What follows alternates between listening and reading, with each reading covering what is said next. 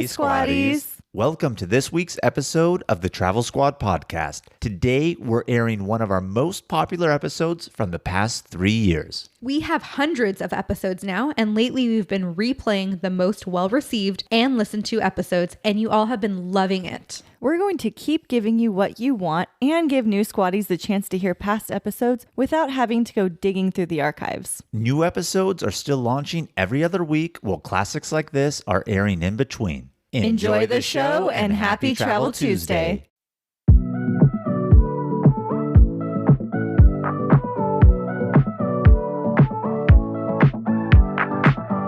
Welcome to the Travel Squad podcast. We adventure the world together, one passport stamp at a time. We're here to share travel news, tips, and our own adventures with you. Every Travel Tuesday, we share stories on a variety of topics, including our hometown San Diego, hiking, Weekenders, national parks, international getaways, and inspiring you to go on your own adventures, even if it starts with your own backyard. I'm Jamal. Brittany. And I'm Kim. And we're the Travel Squad podcast. So grab your ticket and your passport. And don't forget your travel insurance. And prepare for takeoff.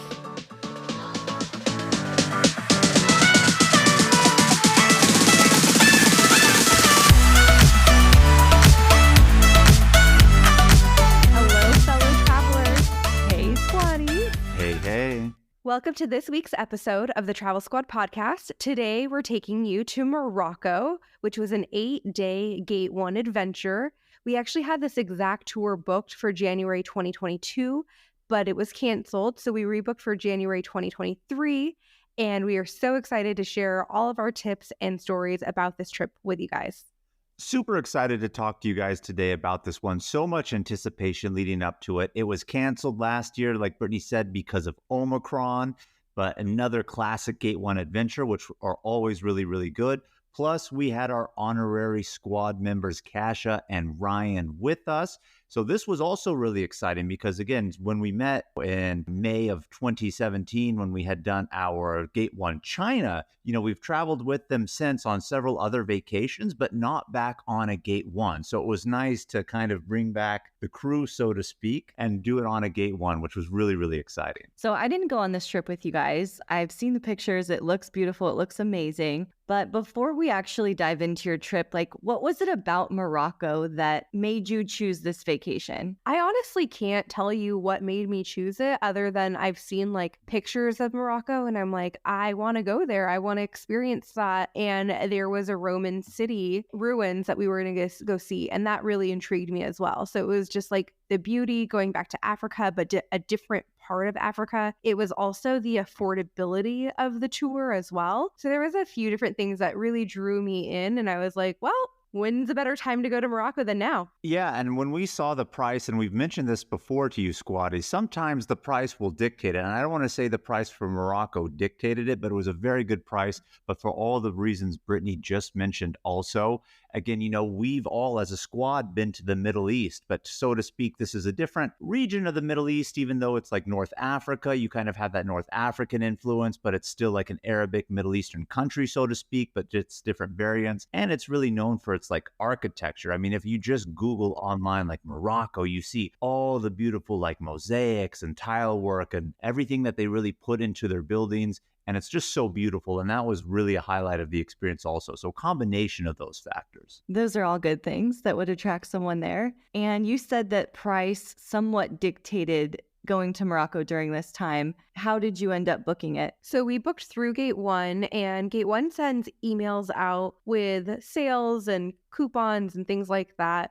So with everything said and done, we paid $13.95 per person for our flights, our hotels, our transfers, all of the tours that we did. And it included several meals, not all meals, but all breakfasts, and then a few lunch and dinners. And I feel like that's a really great price to get to Africa and do all of those things. That also included the flights being out of LA, and sometimes with Gate 1, all of their specials may be out of the East Coast primarily. And so we did have to add a supplement fee to change our flights to go through LA, and it was only $64 per person. Oh, that's not bad. No, it's not bad because there's no way we can get to New York at $64 per person unless we're using like points or other travel hacking ways. So we felt like it was worth it to just go out of LAX for the convenience and not have to find our own flights to New York. And I really love that question that you had, Kim, because Brittany kind of answered number one on the tips because we were getting right into the tips. But I know you said beforehand you had that question.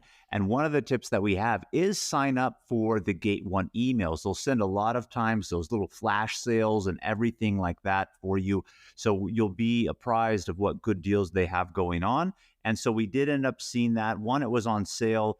And two, because we've looked at it before, the promo that we actually got to give us more money off was like what was it? It was like an internet like retargeting tool because they had seen that we looked at it before and it was like $400 off on top of that. So if you sign up for the emails, you'll see their flash sales and then you'll be going to their site and then you could get those retargeted emails for even further discounts. And that's what we got on ours. Yeah, and we've actually put out an episode all about guided tours. And I know some of our squatties have reached out to us saying they're a little hesitant about guided tours, but I really do recommend Gate 1. And Gate 1, come on, like, let's partner up. Let's have a partnership. But Gate 1 is great. And I feel like it's so underutilized, especially with people our age. It's a great way to get great value out of a trip. There was actually people our age kind of on this trip. We met a lady named Suzanne. She was 39. And then there was also a younger couple that got engaged on the trip as well. Suzanne's listening to this episode like, why are you telling the world my age, Brittany? Now I know. That's awesome that you guys met people that were friendly and got to make friends that were, somewhat closer to age. That's really cool. Yeah, that was really nice. And another tip that we have for you guys is we were kind of surprised. Many places don't serve alcohol in Morocco. It is a Muslim country. And because of that, it's kind of forbidden. And then there's also like in the main areas when there are lots of mosques, alcohol can't be served within like a certain proximity to the mosque. And then they also, certain establishments can't be within a certain distance and sell alcohol. So it's like 300 meters is like the limit. So anything within a 300 meter range can't sell alcohol. So if you have two restaurants next to each other and they're not that far apart, they both can't sell at the same time. Wow. And this kind of really shocked me because, again, we've been to the Middle East, and when we were in Lebanon, that's not really a thing. Yes, it's a Muslim dominant country in terms of its population, but they don't have those type of rules in place. Of course, when we were in Dubai, we didn't really go out of the touristy areas, but we kind of knew that thing. But it shocked me about Morocco because Morocco is a very modern country, so to speak, in terms of one, their infrastructure, leniency and tolerance to all sorts of other religions and everything like that. So I wasn't really expecting the alcohol rule to really come into play, but it definitely did. So if it's one of those things, if going into it, just to know, but at the same time, if you're staying in any nice hotel, that hotel is going to have alcohol for you, but don't expect to pay local prices, so to speak. I mean, these are definitely American prices for the alcoholic beverages if you're looking to drink while you're there. Another tip that we got is to be mindful using the ATMs. Sometimes they're out of money, and so it won't spit any money out to you, but it will internally have said like it deducted money from your account, and then you and then you have to like fight the charges with your bank. And it doesn't give you a receipt? Nope. So just keep that in mind. Like you want to get it from like banks with a person in it so that you are getting actual money. And we also got a tip from our tour guide not to go to the ATMs after dark for that reason as well. And because of crime in certain areas. And Jamal's card actually almost got taken or eaten by an ATM and did not spit out any money. So we were like, okay, we're going to go a different route. Wow. You guys actually had some bad luck there with the ATMs. That we did. And Ryan actually had bad luck with the ATM when he finally tried to pull it just as well. We were in a big area when we were in the city of Fez, finally trying to get some cash. I was able to get some, but then there was an ATM around the corner that was also part of the same bank that our tour guide said, hey, people can go here to kind of just ease the line of everyone who wanted to pull so we weren't all congregating from that one. And they weren't able to pull out money. I forgot what the exact issue was for them. So it may be one of those things. Again, just take those tips. If you're going to pull from an ATM, definitely do it during bank business hours. That way, if you don't get your money, you can go and speak to somebody. Otherwise, just go the route of exchanging physical cash, because it's known that that is an issue sometimes in Morocco of not receiving your money when you put your card into the ATM. Building off of that, Kasha, when she called her bank, she actually found out that if your PIN number starts with 0, that sometimes they're not accepted in other countries internationally. Your bank card may not work because of that reason if your PIN starts with 0. And my last tip, and this isn't related to money, but I just wanted to add this is in Morocco, they typically speak Arabic, or to the tourists, they try to speak to you in French. But not English whatsoever. Well, most Moroccans do speak English, so once they realize that we're American, they would greet us in French, and then they could probably hear our terrible accent, and then they would be like, oh, we'll switch to English for them, and then they would talk to us in English. Yeah, so I would say a language barrier if you're in touristy cities, of course, and again, we didn't talk about where we went. I mean, we were in Casablanca, Rabat, Fez, Marrakesh. Those are like the 4 big major cities in Morocco. You're definitely going to find people that speak English, of course, but don't expect everybody to. But people within the tourist industry or where you would have questions or going to the bank, they'll definitely know it. All right. Well, enough with the tip. Let's go full in. I want to hear about your trip. I haven't heard the details of it. I just asked a couple questions a couple days ago when we talked. So I'm really excited to hear all about it. And remind me, it was an 8-day trip, right? Yes, 8-day trip, but keep in mind that whenever Gate 1 has the number of days listed, that includes the travel days. So actual physical days, it's really like 6 because you're taking 2 into consideration for travel. But yes, so day 1, we left on a Monday and we left out of LAX to Morocco. And our flight was at 8 a.m. out of LAX. So we decided to go ahead and spend the night in LA prior to our flight just for peace of mind. So we didn't have to wake up at like 1, 2 a.m. to try to get there on time coming from San Diego. We did have a layover in Atlanta, and that's where we were able to meet up with Kasha and Ryan. We went into the lounge. They got to experience lounge life for the first time. Oh, amazing. Did they love it? So I don't know, Kim, if they actually had a good lounge experience, because when we first got into there, yes, we met up in Atlanta, but it was really, really crowded in the lounge. We had to actually wait before we could get inside.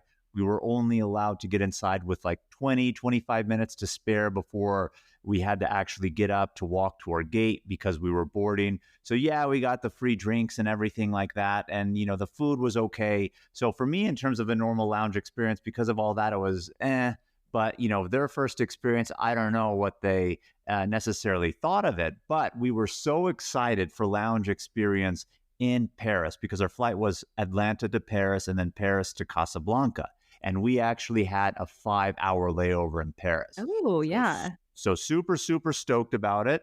But the lounge that we wanted to go to was not in the terminal that I knew we were landing in. And so we were like, well, we have 5 hours, let's go. Well, in Paris, that's not the case. Their terminals are segregated, like a lot of other places actually are.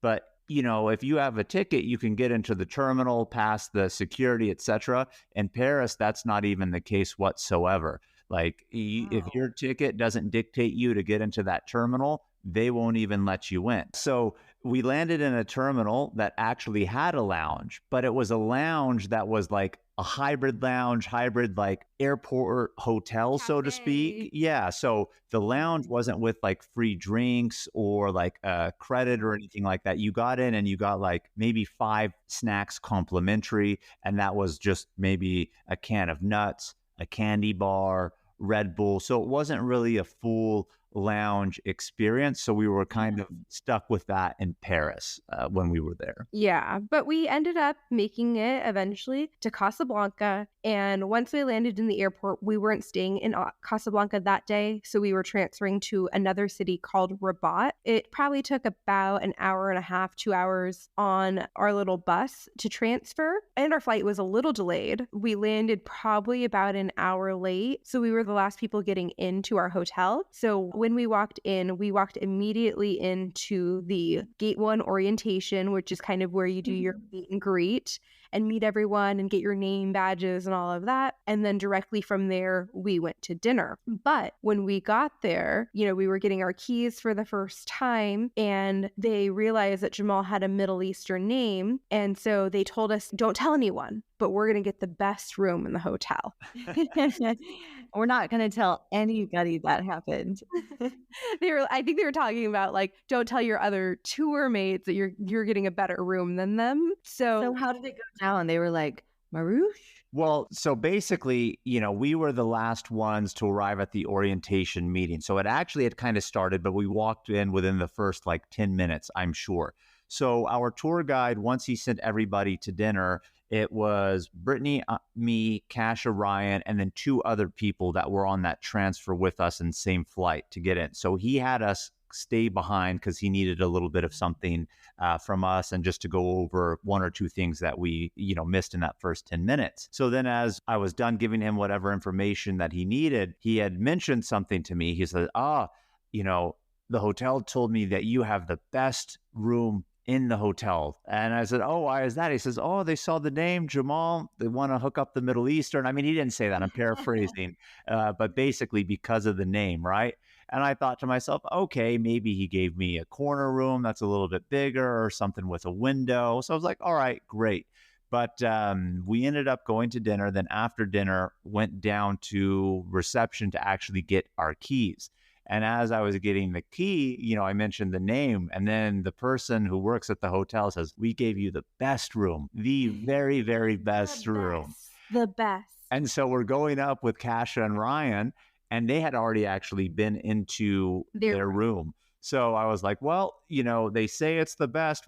And we were on the same floor with them. So we're like, well, let's see yours first and then kind of go and compare. So we saw theirs. Nice room, nothing great. I mean, it was clean, of course, but, just a typical hotel room. And then we go into ours, and it was a full-blown suite. Yeah, you walk in and there's a foyer and then a half bathroom to the left. And then you continue to walk and there's a living room. And then you go to the right and there's a dining room. And then it circles into the master bedroom, which then connects to the bathroom. And they have a tub and a separate shower and then the toilet and the bidet. And it's a double sink situation too. And what was so funny is as we were going up, Kasha and Ryan were saying that they were told they got the best room in the hotel. So we were laughing, like, do they say it to everyone or like, did we really get something?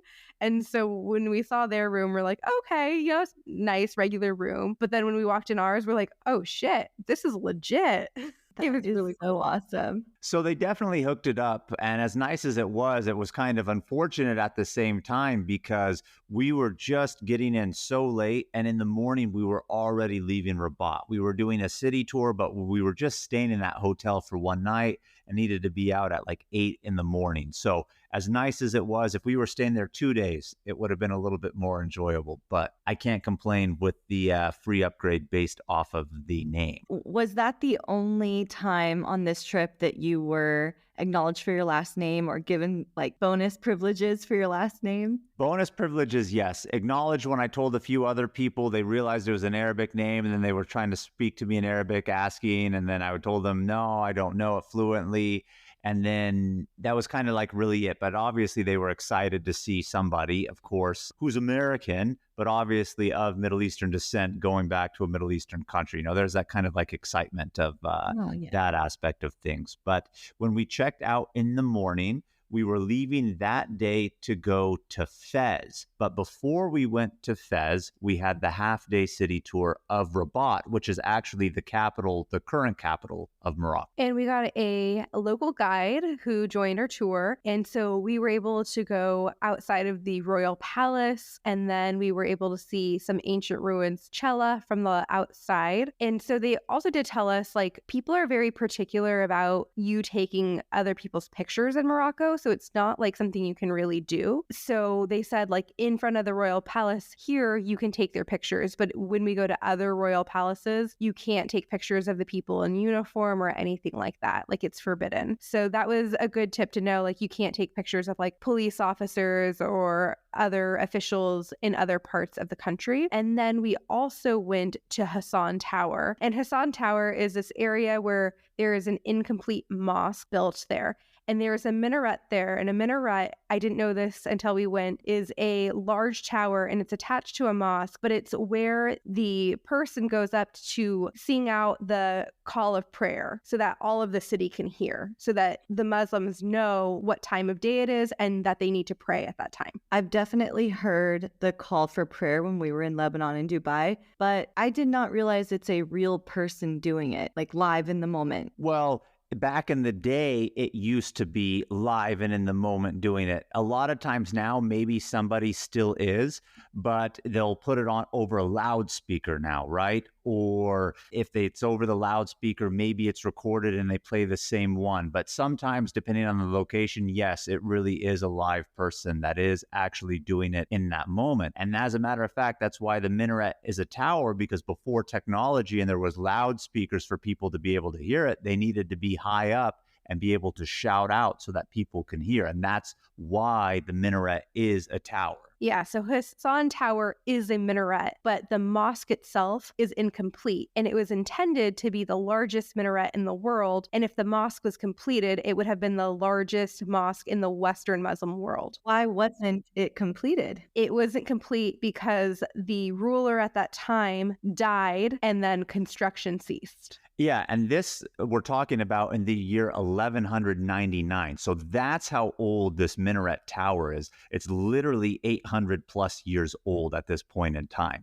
So the tower is still there, the minaret, but you can see the foundation and of where they were going to attempt to build that mosque, but they never completed it because the ruler ended up dying. Yet across the way is a completed mosque that they have and that they've built more so recently, but they did not put a minaret on that mosque to pay homage to the Hassan Tower that is across the way just right there. So that, even though it's not attached, that is acting minaret for that mosque. And in this area, it is guarded. It's like in this enclosed gate, and then outside are these guards on horses guarding the ground. And then there's also a mausoleum from Mohammed V that sits across from Hassan Tower, and it contains the tombs of the Moroccan king, Mohammed V, and his two sons that also had served, one had served as king and one was a prince. All right, so you started the trip off with some royalty. Some royalty, and we learned a lot about Moroccan history. Like, that's one of the things I really love about Gate 1 and taking tours is when you go on your own, you can see all of these really amazing things, but you don't learn much about the history. When you have a local guide or when you're on tour, they usually do walking tours and you learn a lot about the country, the culture, the history, and really can feel like the significance of the area that you're in. I felt that way as well about our other trip to the Middle East when we went to Lebanon, and we kind of did have a local tour with your family bringing us around, but there's just so much history there to share and so much that we've never heard of. So I bet it was really interesting. It definitely really was. And you said it, we started off with royalty. And I was going to say earlier, yeah, Morocco is a monarchy. So it's still an existing monarchy. And so Rabat is the current capital. And so they really took us to the highlights of the monarchy, the current palace, and of course, the mausoleums of the former king. But after we were done with Hassan Tower, we ended up going to the Oudaya Kasbah, which is a UNESCO World Heritage Site. You know, we love ourselves some UNESCO sites. So they took us to the Oudaya Kasbah,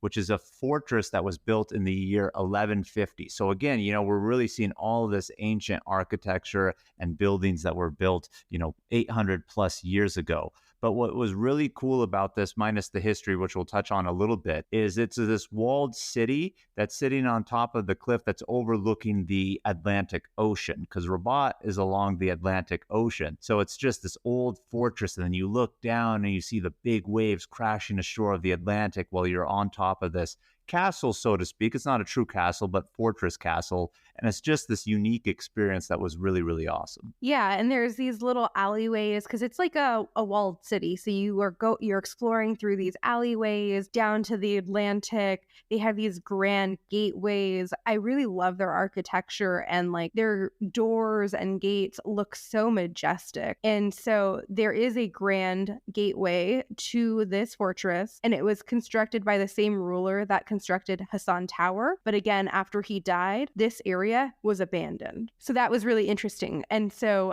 what's really funny about while we were going through this area is they have like a ton of cats, and we love seeing cats and like, you know, dogs and things on vacation. Jamal caught and took a video of two cats mating. Big stray cat population, and we got to see the future generation in action that's going to be roaming around this ancient city. So that was quite interesting. I've actually never seen that before in person, and here we were seeing it. So side little note on that, a kind of a little bit of comic relief of all the history that we were experiencing and seeing there. But quite honestly, that was really it for what we did in Rabat. Again, just showing kind of the main minaret there of Hassan Tower, seeing the royal palace and the Kasbah, and then we were driving on to Fez. But along our way, we had two stops, one of them being lunch, and then one of them, Kim, this would have gotten you really going, really excited, ancient Roman ruins. Ooh. Yeah, so our first stop was lunch, and we had the best lamb tagine. It was really, really good. And tagines are cooked in those like traditional clay, I would say like what is equivalent to our Dutch oven. And so it was really good. We also tried the chicken couscous, but the tagine at this restaurant was better. And then they also had the Moroccan mint tea there. And I was learning that they pour it from a really high height to help aerate the tea and bring out the flavors. Oh. And typically the mint tea is actually served sweet. And so they usually serve it like after a meal with like cookies. Sounds good. It was Have that often. Yes, we did have mint tea often, and almost always it was served with cookies. So the lunch was really good. It was our first really taste of Moroccan cuisine, because our first meal was, dinner and then breakfast at the hotel, which didn't really have a lot of local cuisine, so to speak. It was really catering to the fact that it's a hotel, tourists are there.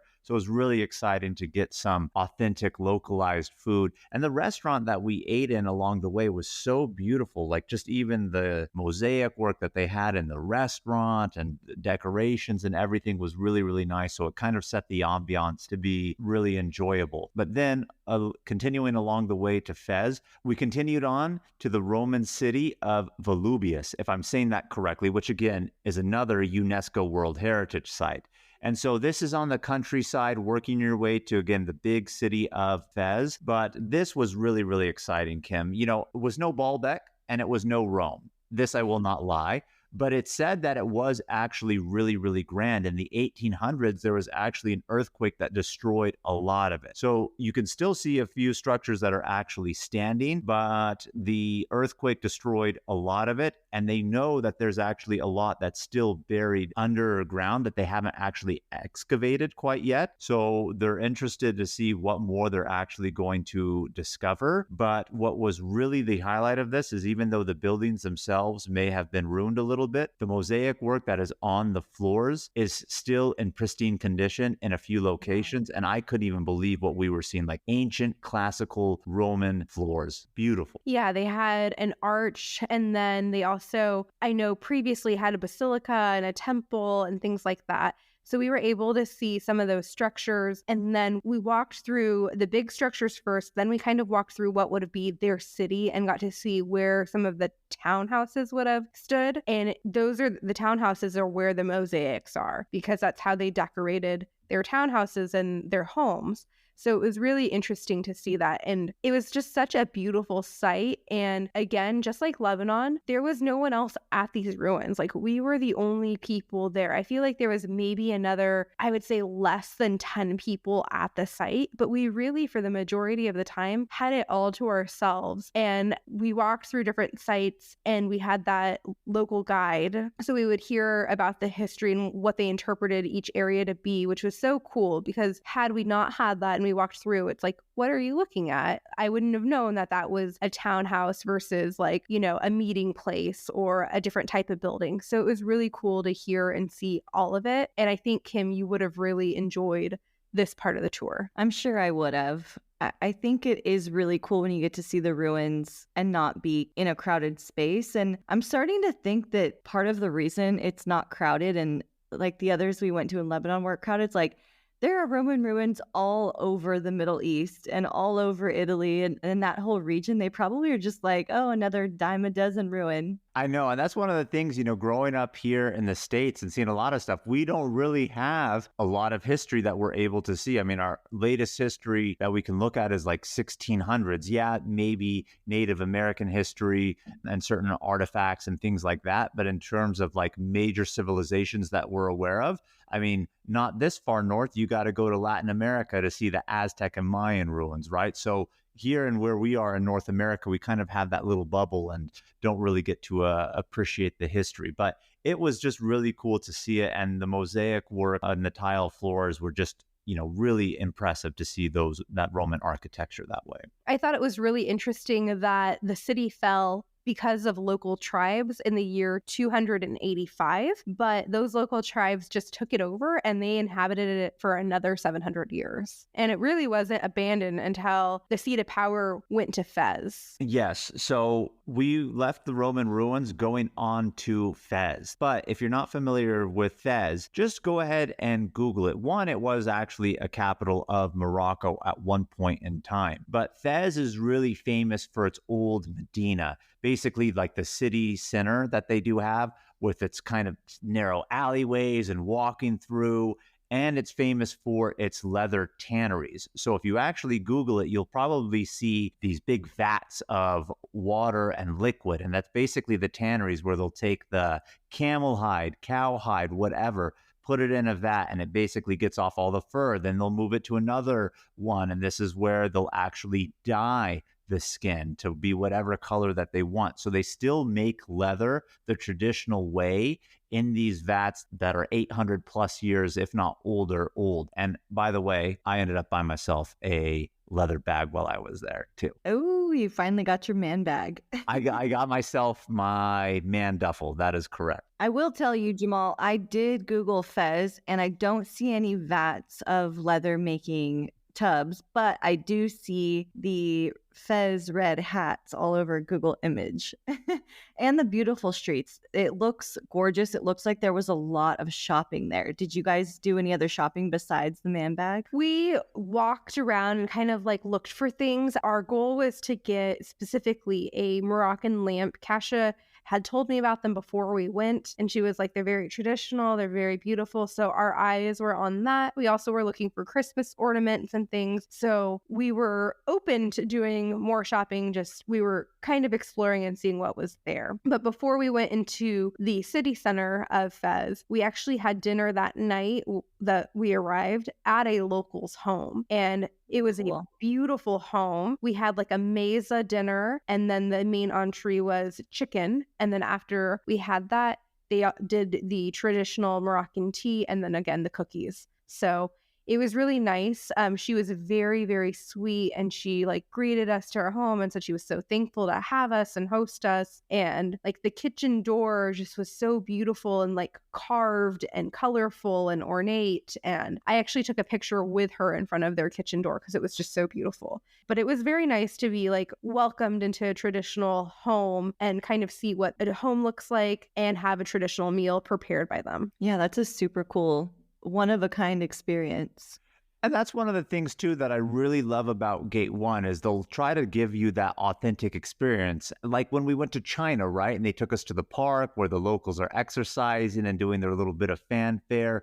They'll always try to throw in something that's really a unique experience. And I think this dinner with the local was that experience. But I want to backtrack just a quick second. I am so shocked, Kim, that when you Googled Fez, it did not come up, because when I Google Fez, Morocco, the first photo that I see is actually the vats themselves. But that's neither here nor there on that one. But you can go ahead and see them. But just Google the images. I mean, it's just so beautiful classic city with the narrow walkways, the souks, which are the markets where you could do that shopping just as well, which again, we didn't get to do a lot in that area other than just really the leather bag that I picked up. But such an interesting city with an interesting history. And let's go over a few of the highlights of Fez. Yeah, so Fez, like Jamal had mentioned, was actually the capital of Morocco for more than 400 years. And Fez is also home to the University of, I'm going to probably pronounce this incorrectly, Attarine, which is the oldest university in the world. As Jamal said, the Fez Medina is famous for its tanneries, and Medina means city. So when people say, are you going to the Medina? It's like the old city. And they have like an old city and a newer city in part of the tour. Ryan Reynolds here from Mint Mobile. With the price of just about everything going up during inflation, we thought we'd bring our prices down. So to help us, we brought in a reverse auctioneer, which is apparently a thing. Mint Mobile Unlimited Premium Wireless. How to get 30, 30, bit to get 30, bit to get 20, 20, 20, bit to get 20, 20, bit to get 15, 15, 15, 15, just $15 a month? Sold! Give it a try at mintmobile.com/switch. $45 up front for 3 months plus taxes and fees. Promo rate for new customers for limited time. Unlimited more than 40 gigabytes per month. Slows full terms at mintmobile.com. This episode is brought to you by Reese's Peanut Butter Cups. In breaking news, leading scientists worldwide are conducting experiments to determine if Reese's Peanut Butter Cups are the perfect combination of peanut butter and chocolate. However, it appears the study was inconclusive, as the scientists couldn't help but eat all the Reese's. Because when you want something sweet, you can't do better than Reese's. Find Reese's now at a store near you. Hey Squatties, let's take a quick detour to talk about our travel itineraries that we've created just for you. We just launched several new international trip itineraries, including Tulum and Japan. This is on top of the itineraries we already have for U.S. trips like the Hawaiian island of Kauai, the U.S. Virgin Islands, as well as national park trip itineraries, including Utah's Mighty Five National Parks and a week at Grand Teton and Yellowstone. These fully built out 20 to 30 page PDF guides are available for instant download on our site right now. Every detail of the trip is laid out for you, so all you have to do is download, book, show up, and have fun. The itineraries tell you where to fly into, the exact route to take, where to stay, park entrance prices, where to eat, driving distance between attractions, the things to see and do, even the hikes we recommend, their mileage, and the time to allot for each one. And believe it or not, so much more. Be sure to head over to TravelSquadPodcast.com to download your very own comprehensive travel itinerary today.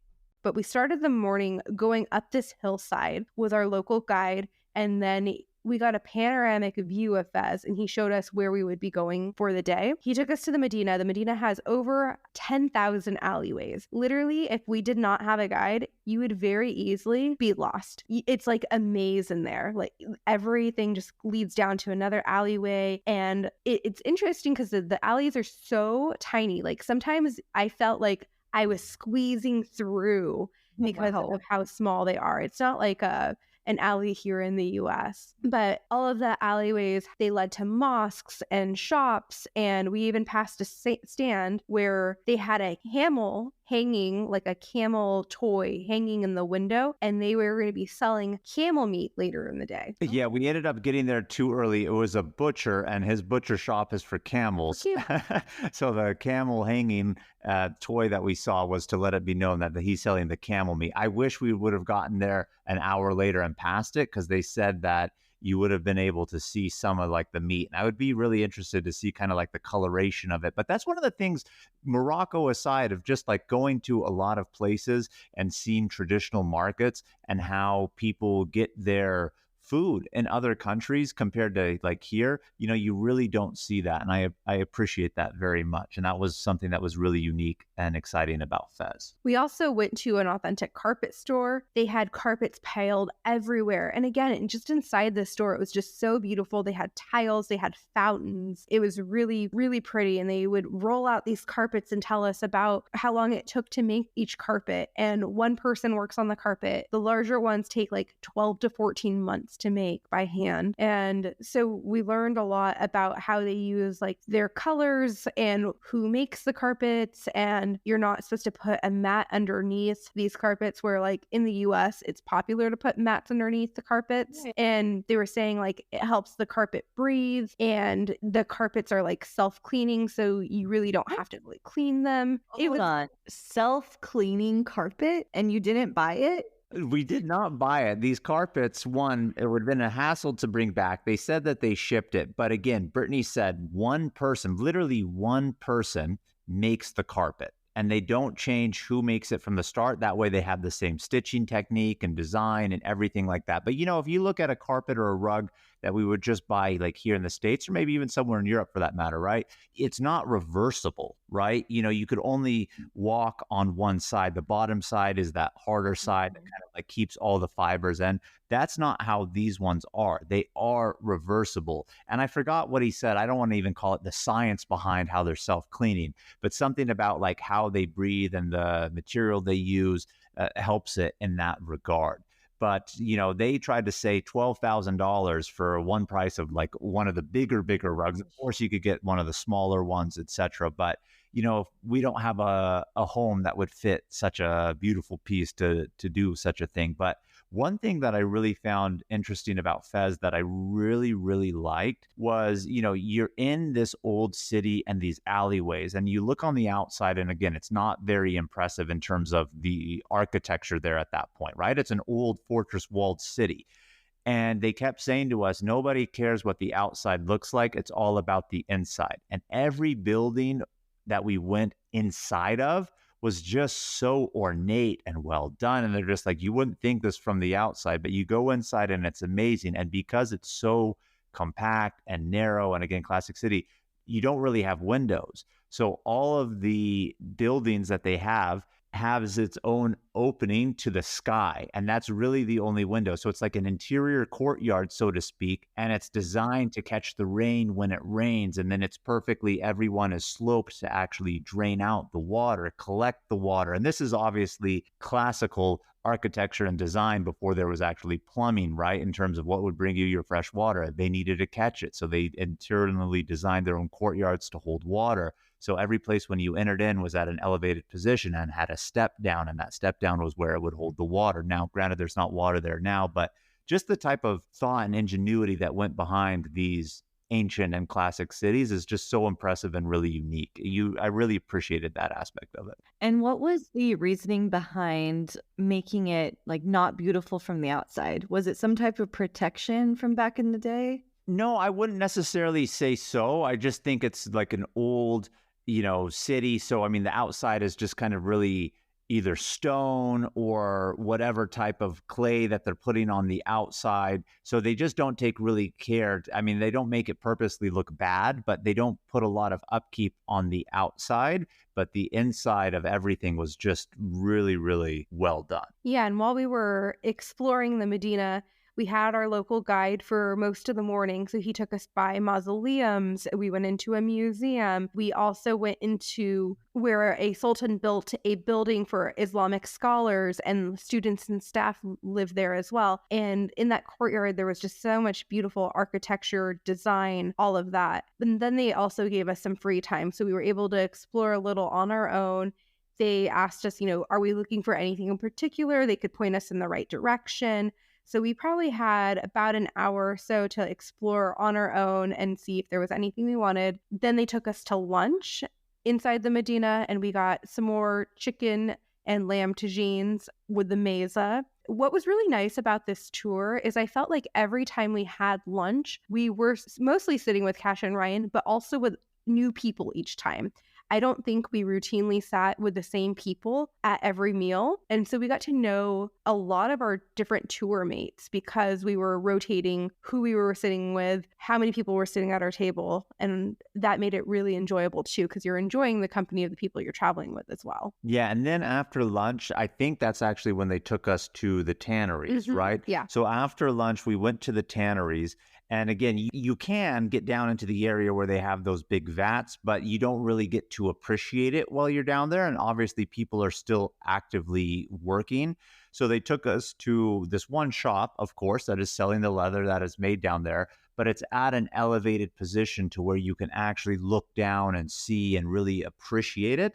And I thought that was, again, really one of the highlights for me of Fez, was because this is one of the things that it's really, really famous for, right? And so I thought that was a really unique experience to just see this way of making leather that they've kept continuously through time. I think they were even telling us everybody who still works down there is multi-generational of somebody who was making leather there, several hundred plus years ago. So they don't really allow people outside of that profession to go in and work in those tanneries in that spot. And as we were approaching the tanneries before we went into the building, they gave us each like a little stick of mint to smell, because you're smelling the smell of the tanneries, which isn't the best smell, I will say. That it is not. So yes, do be prepared for that. So if you get nauseous, just be careful.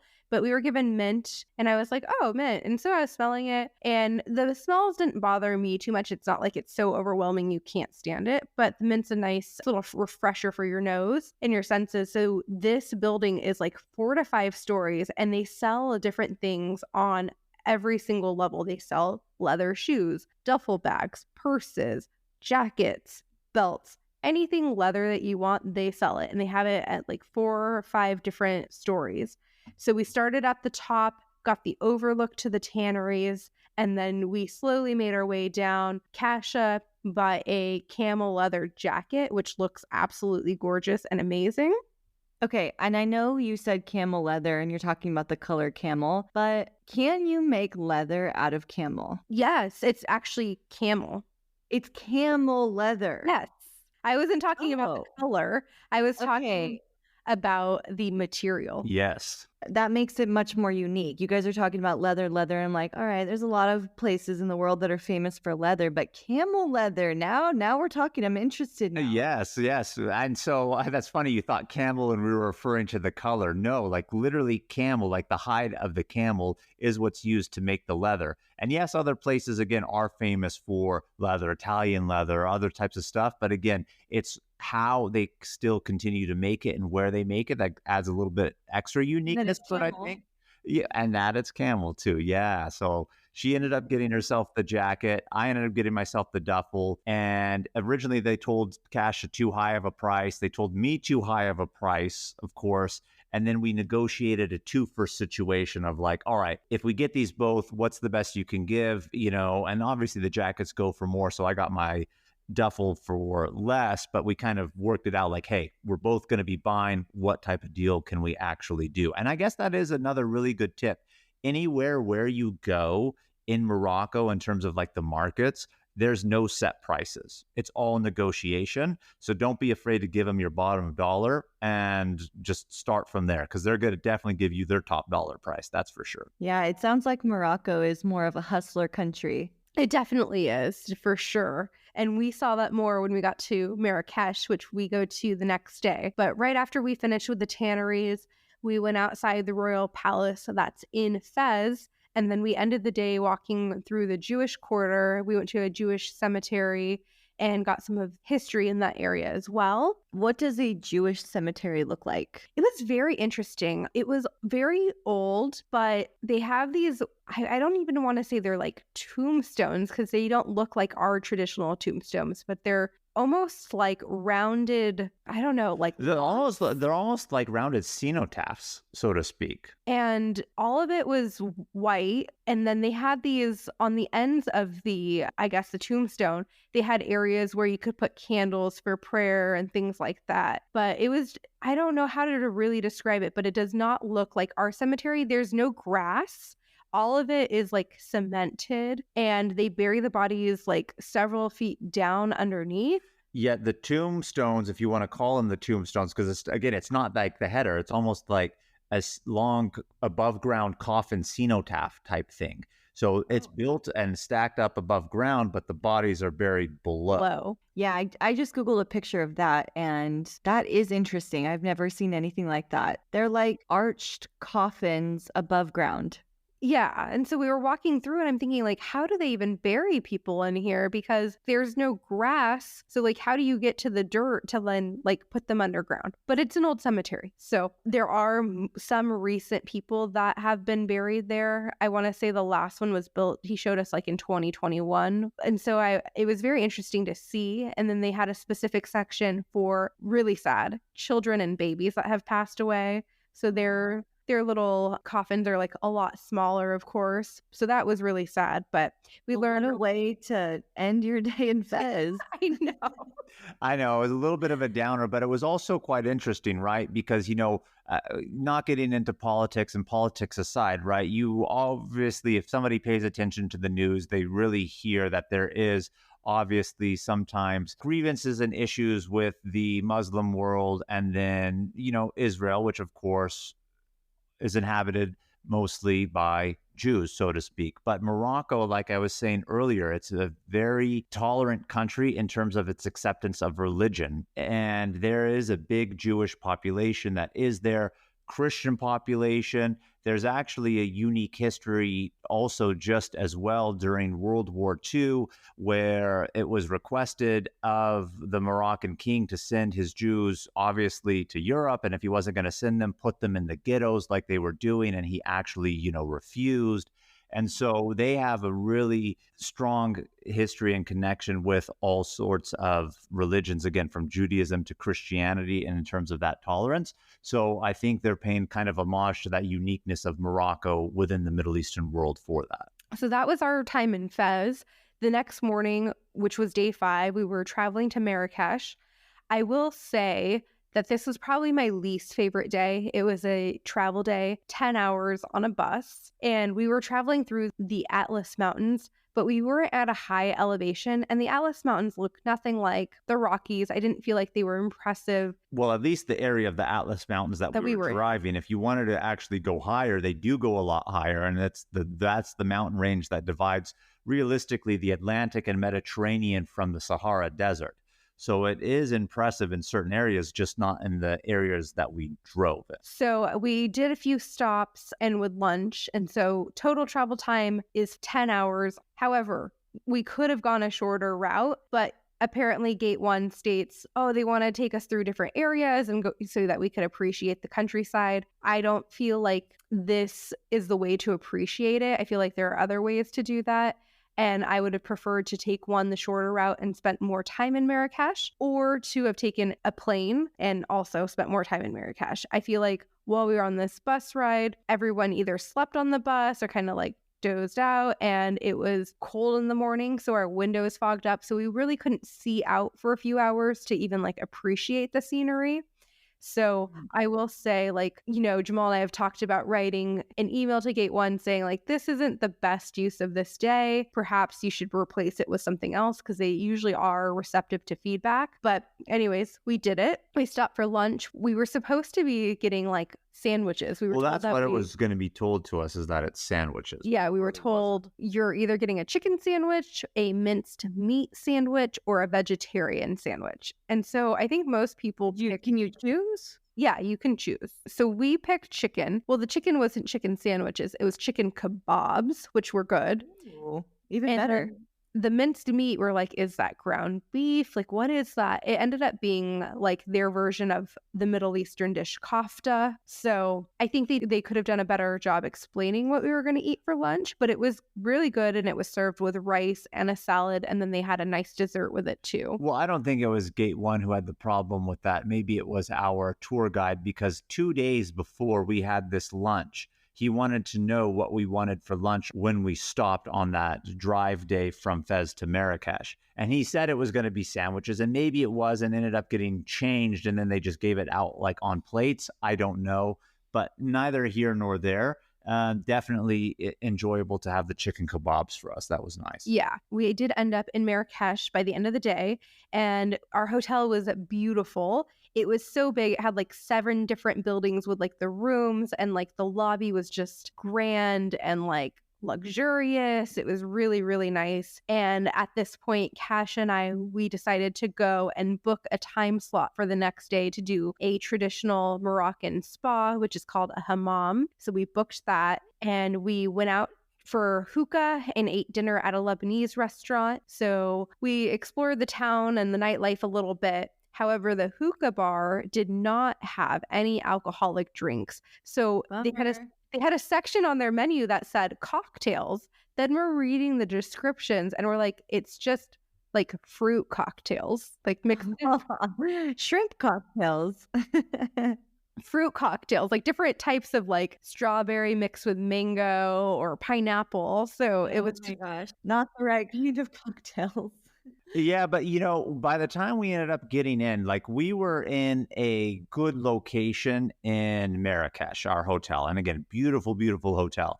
But the highlight of Marrakesh, of course, is their like Medina city center where they have the evening markets, food, the snake charmers, the individuals with the monkeys and stuff like that you could take photos to, and all the souks and markets. But we were close enough, but not close enough that we wanted to invest that type of time to walk. So we were like, all right, there's a Lebanese restaurant that's just down the street from the hotel, really close. There's a hookah bar that's actually around the corner. Let's just kind of play it mellow tonight. And obviously, every time I go to the Middle East, I love to smoke hookah. And this was really the first place that we actually found it in prevalence, which again was another thing that shocked me, because it's very common in the Middle East, but I didn't really see it a lot in Morocco until we got to Marrakesh. So that was what we did for the evening, which was very fun, I thought, at least. Yeah. So then the next morning we had our morning tour of Marrakesh.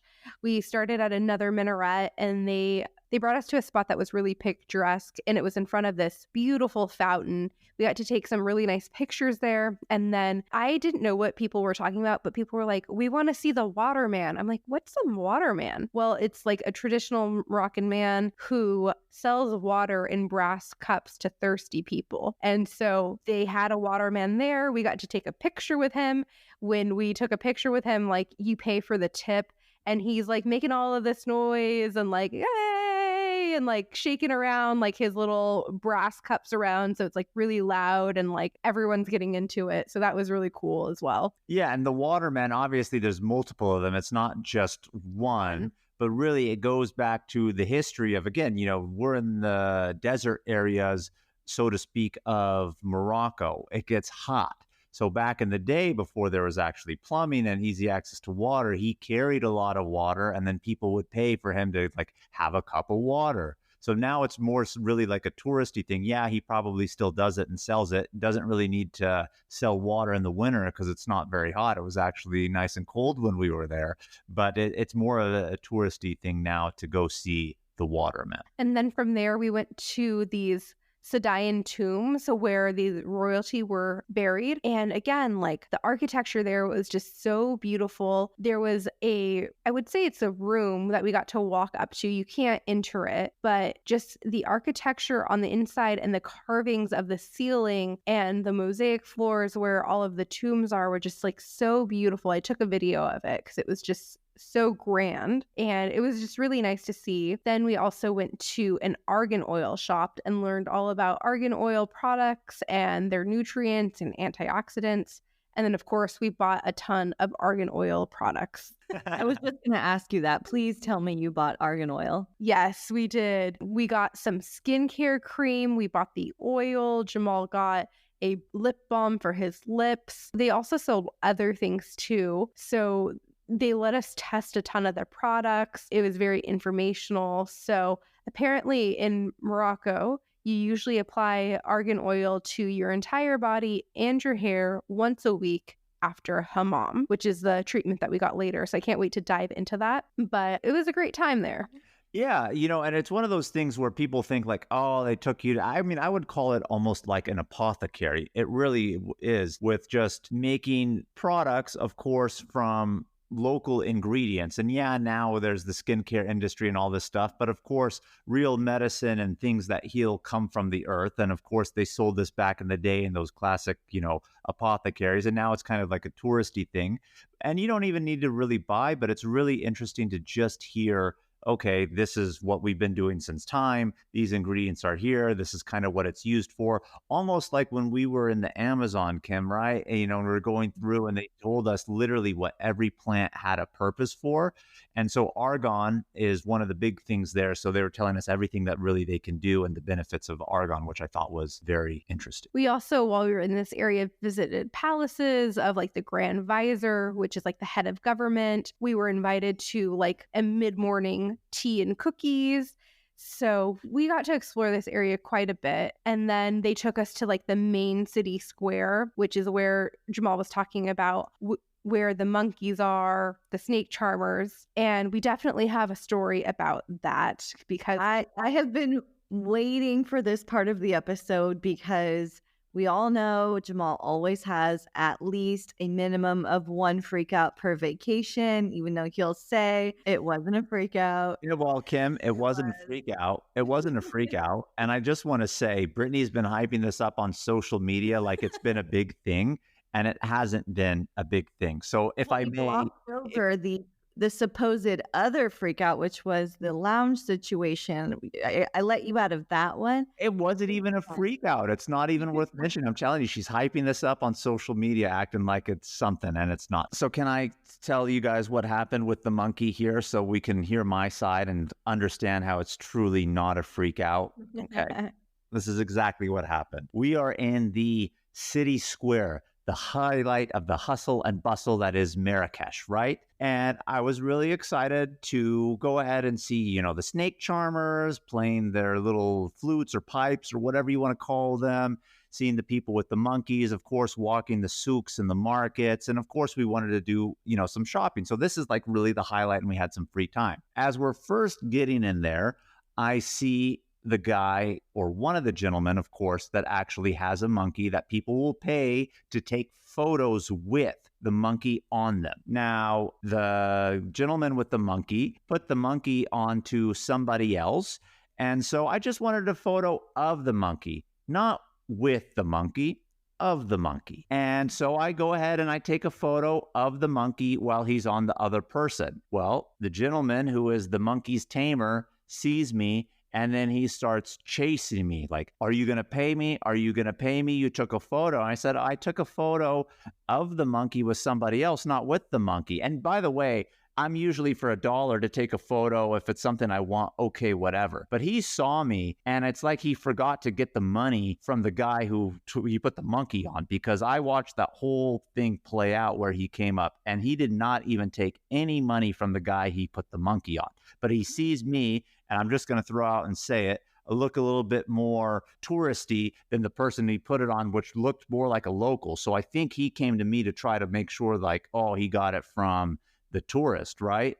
And so I was like, no, I'm not going to. And then we weren't stopping to take the photo. We were actually like continuing to walk. So we were walking, and literally, I'm not exaggerating, for a good 1,000 feet, he followed us as we were walking, hounding me to pay him $1. And I did not. But as we were walking, that monkey scratched me a couple times on my arm. He scratched me. Yeah. So he's walking side by side with me. The monkey's on the tamer's shoulder, and he's close to me. And then the monkey's all scratching at me. He got me pretty good. So he has trained the monkey to go after the people that don't go in. So to speak. Or just in general, actually, our tour guide said, be careful. He said this before, be careful of the people with the monkeys, because if you're actually scared of them, they've trained the monkeys to actually mess with you more. You know what I mean? So God knows what they do to train with them. But that's, again, neither here nor there. The monkey's scratching at me as we're walking away. And I don't even realize until later. And finally, we get away from him after he tells me to fuck off because I'm not paying him.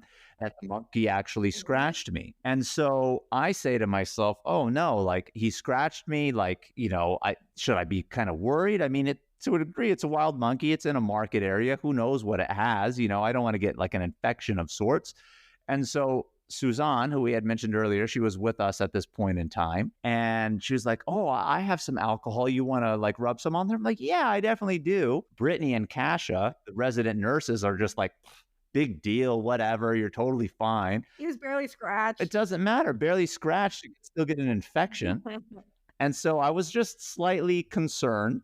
And of course, every once in a while, I was looking at it to make sure it wasn't red or inflamed, and just me casually checking on it. Should I take antibiotic? Yeah, it was a general Is it question. getting worse? I was, I want to make sure it's getting worse, Antibiotics, Hey, Jamal. precautionary measure. But I was calm in my approach in asking this, and she's turning it as if it's into a complete big deal, which it's definitely not. So, and then by the way, I just want to say, when we were done with Marrakesh for the day and kind of back at the hotel, I ran into some other people on our tour, and they had asked me, hey, what was going on with the monkey? I totally, saw what was going on, but didn't, catch anything of it. So I told them, and I was like, oh yeah, and it scratched me. All of them were like, oh, did you put something on it? Do you need an antibiotic, like topical ointment? And everybody was concerned except for Brittany. And Kasha. But everybody was concerned for me, except for those two. So I wouldn't call that a freak out by any means, just concerned that I could have potentially picked up something. And that is the Marrakesh monkey story. Do you believe that, Kim, that Jamal did not have a freak out? It's really hard to believe. I'm not sure. Well, I'm disappointed in both of you ladies. Brittany for exaggerating, as I always say that she does, and for you for believing it, Kim. Give me some middle ground on this one. Give me some middle ground. Like you could see it both ways at least, please. I could see you freaking out in the Paris airport when they wouldn't let you in the other terminal to go to the Well, it wasn't for the lounge. It was for the sushi, which we'll maybe touch upon that a little bit later, because if Brittany's going to put freakouts on social media, I need to defend myself maybe a little bit later on that. Well, no one cared about that one. Everyone cared about the monkey one. We had you guys vote on whether or not Jamal should have paid for taking a picture of the monkey. Kim, you actually voted yes, you thought he should have paid to take the picture of the monkey. I mean, you do know that that's why the monkeys are there, because they're getting money from people taking pictures. And I've been around it before where if you do take a picture of it, they do expect money. So I guess I answered like that because I don't expect you to give the money, but I know they expect you to give the money, and you should know that too. It shouldn't be surprising that they chased you, even though you shouldn't have to pay for that picture, but they definitely expect you to. I don't disagree with your thought process, but mine on that one was, one, of course, I didn't take a photo with it. Yes, of it, and they expect it, so I agree. But again, like I said, he did not even take any money from the person he put the monkey on. And I think because I was definitely more touristy and not a local, he came after me for it, maybe thinking I would give more than $1 or do something. So the fact that he even bypassed the person that took it made me more adamant that I did not want to actually pay him any money whatsoever. I'd also be having a freak out of this man with a rabid monkey hounding me for 1,000 feet. I would be starting to get a little freaked out, but you were with the group, so there's a little bit of safety. Well, I mean, at this point, we were on our own time. So we didn't have our tour guide or anything like that at this point. So it was just we were walking with some other people from our tour, and of course, Cash and Ryan. So it was definitely funny to watch. Jamal did have a freak out when it was the scratch and was like, am I going to get something from this? Do I need to put anything on it? Is it getting worse? Am I going to get a deadly disease? Am I going to die? He was having a little freak out. I did not. No, whatever. Well, let's move on from this. That is the monkey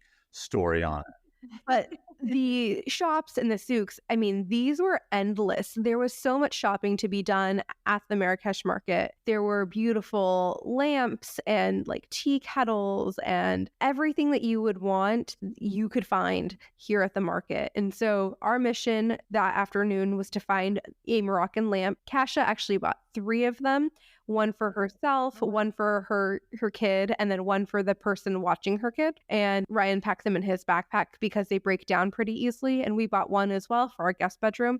It's really beautiful. The one thing I realized, as we were buying it, he was wrapping it and the electrical cord was going around. And I was like, oh crap, it's a European plug, not an American plug. So Jamal actually was very handy and switched it out for an American plug once we got home. And then we ended up spending so much time in the market that we missed our bus ride back to the hotel. Oh my God, I missed the bus. Yes, because part of it is bartering, right? And negotiating prices. And so we were mid barter, and Jamal loves this stuff. He loves bargaining with people.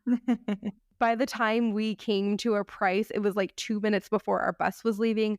We were far from the bus. He still had to wrap them in like newspaper and padding and all of that. And we still needed to pay for it. So we missed our bus. But they told us that from this area to our hotel was only going to be like $2 to $3 American dollars for a taxi. So we were like, okay, if we miss the bus, it's not a big deal. Well, we were given the option if we wanted to stay. There was no time frame of when to return because in the afternoon was an optional camel ride, which we were not doing. So they were saying if you are going to be doing the camel ride, you want to catch that bus to actually make it back on time to do that. Even if you're done with the Medina, want to go back to the hotel. But if not, we were literally on free time, but we missed it. But I wasn't just negotiating for ourselves in the lamp. It was another dual negotiation of prices for, Cash and Ryan and the three, plus the one that we were getting. So we ended up missing it by a few minutes, but no big problem on that. And we decided not to do the camel ride here because I took a look at some of the pictures Gate 1 had offered or had said what the tour was called for the camel ride.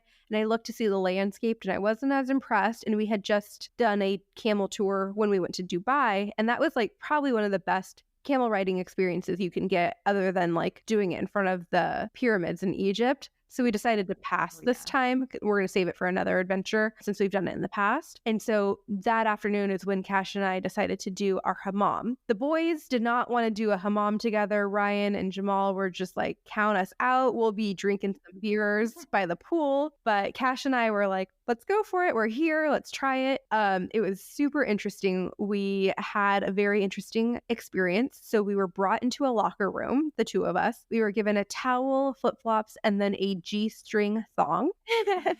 And we put it on. We were told to go into like a steam sauna, so very wet steam sauna. And we were told to go in there for 5 minutes. By the end of the 5 minutes, we were dripping sweat. We probably dripped out like a pound of sweat while we were in there. Dripping wet. Cash and I are like, it's definitely been more than 5 minutes. So she was like, I'm going to peek my head out and find out like what our next step is. Cause like they weren't communicating with us what the process was.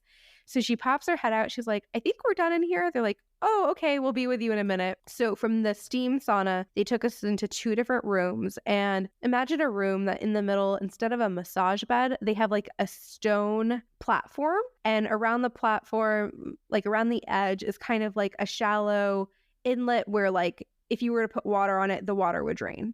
So they told me to get up on this stone table, essentially, and they like had it all wet. The room's like very wet. You get on top and they wet you down and then they scrub you with a soap and they put that on us for about 5 minutes, laid there with that on. They rinse that off. They scrub your entire body to get all of your dead skin off. Then they put on like, I want to say probably like an argan oil type of situation. It was very silky, very smooth. Then they had that soak for a few minutes. They rinsed that off. Then they did like a mud clay mask on our body, which they had us sit on for longer. And then she washed my hair and took that off as well. But the only time that they communicated with us is like when to turn over because you're like turning from your back to your front. And they spray you. Kasha was like, I felt like I was getting waterboarded because they're just like water all over you. They have this like sprayer. They're just like spraying you down.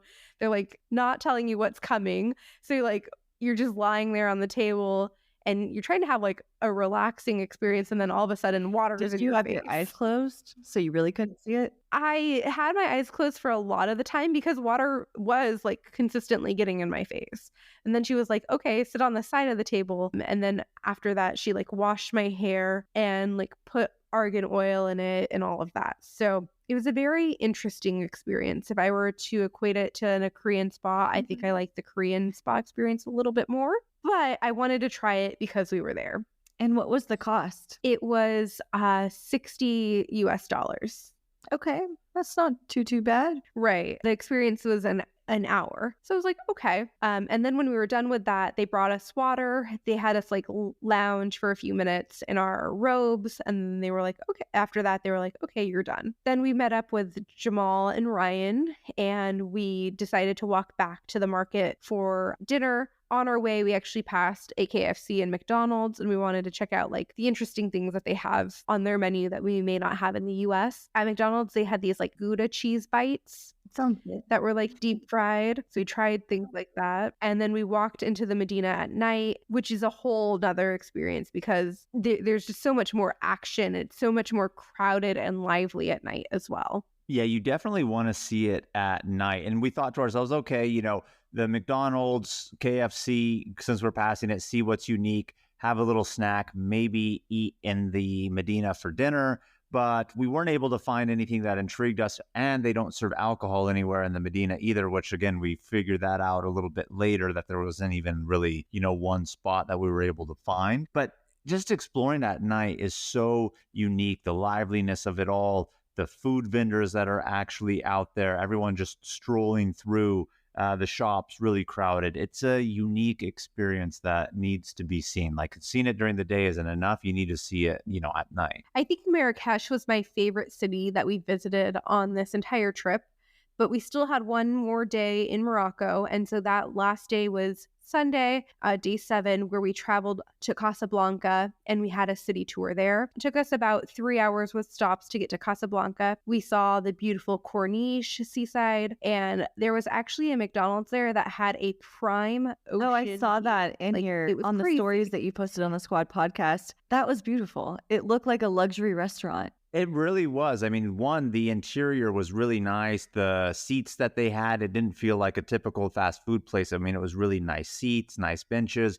And then you go outside and there's a beautiful deck that you can sit on with an Atlantic Ocean view. I mean, how can you complain? I mean, this was like 5-star McDonald's experience right here, just with the ocean view with it for that. And so we just kind of did that because they stopped us in this area for like lunch. So we had an hour and a half on our own, and there was lots of other restaurants to eat there if we wanted to, but just really kind of exploring that seaside area of Casablanca. And a lot of people think, Casablanca, they know that name from the movie, think it's really famous, but Casablanca really doesn't have a lot of history. It's a big city, but there's not really anything of historical value that's there. So it wasn't really too much to do in that area other than just explore the seaside area. Yeah, I would say Casablanca is the most modern area. It's like the only city that we saw like people walking dogs down the street or like jogging, things like that, like things you would normally see here in the US, like in a big city. So it would be the city, if you were to go, it'd be easy to live there versus some of the other cities that we were in. But after lunch, we wanted to do a tour of the mosque called Hassan II, and it wasn't included by Gate 1. It was only $13 per person if you were paying in Moroccan money, or $14 a person if you're paying in US. So we decided to do it, and we were getting a tour of it. But it is the largest functioning mosque in Africa, and it's the 7th largest in the entire world. The minaret, so that tower where the call of prayer is coming from, is the world's 2nd largest tower at about 689 feet tall. And the mosque overlooks the Atlantic Ocean, and part of it is actually built over water as well. Inside, it can hold like 20,000 people, and on the grounds can hold like another 80,000 people. Very luxurious, very beautiful. It even has heated floors in the winter. And a retractable ceiling. So they could open up and see the night sky during like the evening prayer. So this was built relatively new. It was just completed, they said 1993 is when they completed it. But it is one of the highlights to see of Casablanca. So obviously it is still functioning. And why it's not included by Gate 1 is because they just don't know what time you're going to arrive, right? And, during non-prayer hours, they will open it up for tourists to see, one of the few mosques that they actually allow people to go into. But it is just so beautiful on the inside in terms of the ceilings that they do, all hand carved into like Moroccan cedar that comes from the Atlas Mountains, the stonework, the bottom level that they have, which is actually the cleaning and washroom areas and the fountains that they have for it. I mean, it was just so beautiful. You walk inside, you would think you were literally in a palace. Yeah, it does look like you're in a palace. And they were talking about when the king comes to visit, they have him come through like these big double doors that like open up like a book. They have the retractable ceiling open, and down like the middle walkway, there's these little inlets for water to fill. So he would be walking down the path with the water on the side, and the water is then reflecting the color of the sky. So it like almost looks like you're walking on water in a sense. So it's like very grand. So we learned a lot about the history of the mosque and how it was created. They were even saying like the ceilings, Jamal was talking about how like beautiful and intricate they were. They didn't take the wood and like carve it and then put it up. They carved the wood in place. So people were on like ladders, and to complete a 1x1 meter section, it would take one person 4 days to complete just that area. And that was honestly really the highlights that there was of Casablanca. Again, a really modern city. So you can see a lot of stuff that's modern there, but because of like historical value, that's really the highlight of that oceanfront promenade, as well as the mosque because of its significance. But that was our final day. And then that evening we had our farewell dinner. But between the farewell dinner and this tour, Cash and I decided to treat ourselves to a massage after the hammam. Well, we did the hammam, which didn't include a massage. So then we decided to do just a massage while we were in Casablanca. That was a whole nother experience. So I got to tell you guys about it because it was wild. So we decided to book an hour. We were taken to 2 different rooms. I was asked to go in first. So I went into my room, and it's a room with a shower. So I get in there, and my masseuse is in there, and she like essentially just tells me to undress. So I start to undress, and she stays in the room with me, which usually they kind of step out, and then come back, right? When you're on the table. So I'm undressing, and she goes, "Shower?" I was like, "Oh, okay. There's a shower in the room." So I turn on the shower. She hands me some body wash. I get in and I, give myself a little rub down. I'm like, okay, maybe they just want us nice and clean before we get onto the table. So as I'm in the shower, she actually leaves the room. She hands me 2 bottles of the body scrub. So I'm thinking, do I wash my hair? Do I wash my face? Like, what is the process? But she had left the room at that point, so I didn't know. So I was like, I'm just going to go with just my body, leave my hair and makeup in place. So turn off the water. She comes back into the room. She hands me a towel. I get up on the table. And usually when you have a massage, they put a nice sheet or towel over your body when they're not working on it. I am laying there bare ass up in the air, and she starts massaging my legs, and she is like done both of my legs. And at that point, then she decides to put a little towel over my butt. But she was like gotten onto the table to massage my legs. Like she was like in it. And I'm just like booty up. I'm like, okay. She had lit these candles in the room and all of that. And it's a full body massage. At the end, when she gets to my head, she does like my temple, but she doesn't do my hair. And it was a very nice massage. I will say the massage itself was very, very nice. But at the very end, I have all of this very thick oil on my body. And so I'm thinking I don't want to get back in my clothes with all of this oil on. And I wanted to rinse. So then at the end, she says, shower? So I'm like, okay. So I go back to the shower I already used. I turn it on, and then I feel a hand reach beside me, and she grabs like, there's a overhead shower and then a handheld shower. So she turns on the function for the handheld and she has me hold it. So I'm holding it, and then she grabs the body wash that she had given me earlier. And Kim, she decides to lather up my entire body and bathe me.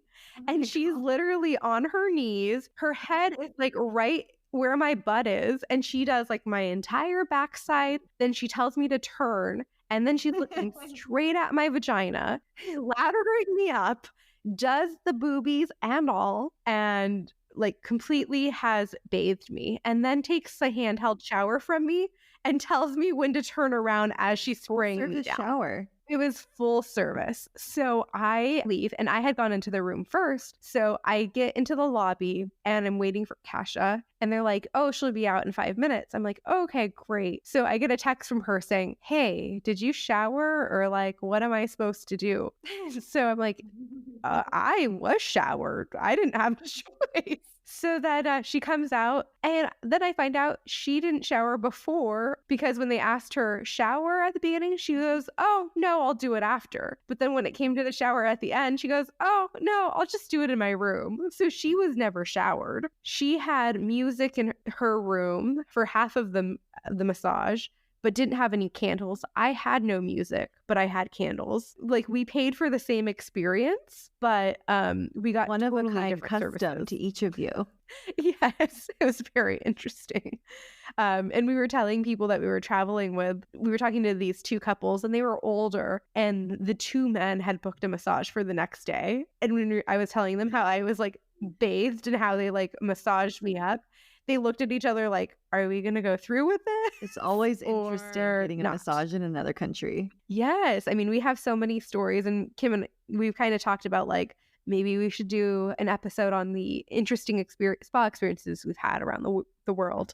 Pretty sure every spa experience I've ever had in another country has a funny story behind it. They're just not as good in other countries, I feel like. You know, you're sometimes intrigued by the price, but then what you get, it's just like, sometimes they're good. Like she said, the massage was good itself, but just the kind of, I guess you said it best, the funny story that comes with it. 'Cause there always is one, isn't there? And that night we had a farewell dinner, got to say goodbye to everyone. Our dinner was like a 3-hour event with several courses, and it was a really nice ending to our trip. And then the next morning we had a very early departure from Morocco. Woo. We had to wake up at 3:15 to get up, get ready, and then transfer to our airport to catch our flight. We had the lounge in Morocco completely to ourselves. Did Kasbah and Ryan fly back the same time with you all? They did fly back the same time. We had our first flight together. So did they get to go into that? They lounge? did, yeah. So we got them into that lounge. I think they had coffee and pastries because it was very early. And then we caught our flight. We separated from them in Paris at the Paris airport. And that is where Jamal's second minor freakout took place.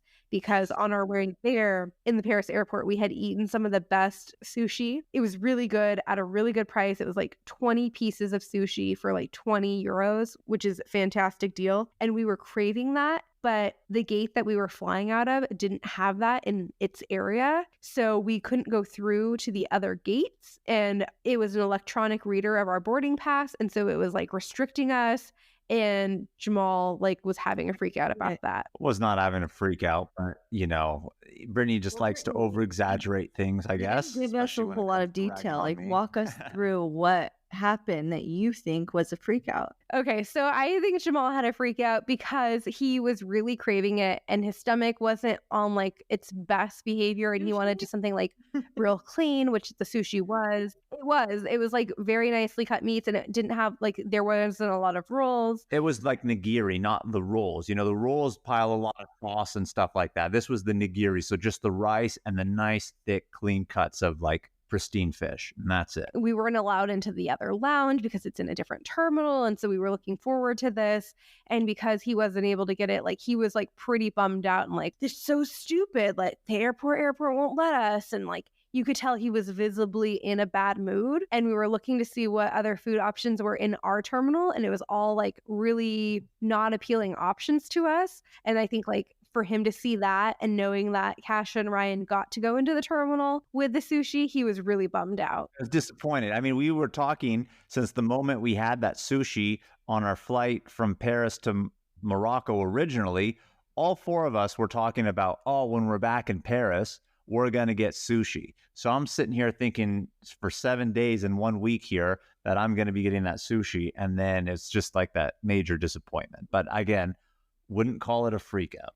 Well, I really enjoyed this trip. I think we had a really great time. It was really nice to go. We're really sorry that you weren't able to go, Kim, on this one. But while we were there, Cash and I have been traveling for a few Januaries in a row. So we've decided where our next vacation is. And although we're not going in January, Kim, you're joining us on that. And we decided, well, actually, Kasha decided we're going to Bali in 2024. Now, Bali is one I can get behind. The beaches, alcohol is there, good island vibes. I'm here for this one. And I think this tour was really good. It's the perfect amount of time for someone who wants to get a feel of Morocco but not spend a ton of time there, they do have longer tours. So depending on what you want, you could get a different experience. If I were to go back to Morocco, I would visit the Sahara Desert, and I would also visit the famous Blue City. But I feel like otherwise I'm good on what I experienced in Morocco. I agree with Brittany, except I'm going to throw in one more thing of what I want to do in Morocco other than those two that she mentioned.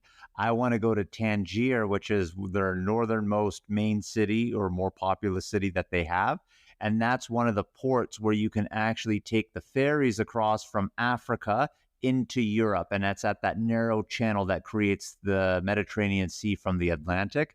One of these days, I want to sail it. So I would love to go back to Morocco to either sail from Tangier to Europe or be somewhere in Europe and go to Gibraltar, which again would be the main spot within Europe where you would sail back into Morocco. I really want to do that. Kim, do you know how many miles it is across? I don't. It's like only 9 miles across from the very northern end of Morocco into Europe. Oh, wow. Well, no wonder there's Roman ruins then. Yeah, so it was very interesting. I would highly recommend this for anyone that's interested in going to Morocco. It was a great price. There was a lot to see. There was a lot to do. And I don't think anyone would be disappointed. Well, on that note, we will sign off from this episode. It sounds like your trip was amazing. I'm glad that you guys got to go. Thank you all so much for tuning into our episode this week. Remember to keep the adventures going with us on social media. We're on Instagram, TikTok, YouTube at Travel Squad Podcast, and send us in your questions of the week. If you found the information in this episode to be useful, or if you thought we were just plain funny, please be sure to share it with a friend that would enjoy it too. And as always, guys, please subscribe, rate and review our podcast, and tune in every Travel Tuesday for new episodes. Stay tuned for next week's episode. We have some more amazing adventures and tips in store for you. Bye, Squatties. Bye, Squatties. Bye.